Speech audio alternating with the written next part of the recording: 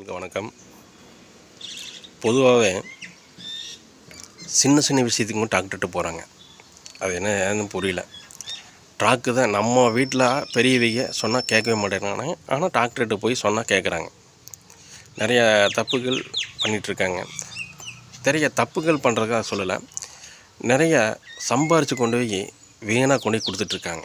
எதுக்கு இடத்துல அதனால் சின்ன சின்ன பிரச்சனைகள் வீட்டில் வந்துட்டுருக்கு. ஹஸ்பண்ட் ஒய்ஃபுக்கு சாதாரண ஒரு விஷயம் பார்த்திங்கன்னா, வீட்டில் ஏதோ ஃபோட்டோ மாட்டுறாங்க, அப்பா ஃபோட்டோவோ இல்லை குழந்தை ஃபோட்டோவில் மாட்டுறாங்க. அப்போ நம்ம அடிக்கும்போது கையில் பட்டுருது, அதுக்கு ஹாஸ்பிட்டலில் போகிறாங்க. அதே மாதிரி ஏதோ வெயிட்டுக்கு தூக்கணும், கால் மலைக்கு பட்டுச்சுன்னா அதுக்கும் ஹாஸ்பிட்டலில் போகிறாங்க. ரொம்ப நேரம் நடந்துகிட்ருக்காங்க, ரொம்ப நேரம் உட்காந்துட்டுருக்காங்க, ரொம்ப நேரம் நிற்கிறாங்க, அப்படின்னு ரத்தக்கட்டு ஆயிடுச்சுன்னா அதுக்கும் ஹாஸ்பிட்டலில் போகிறாங்க.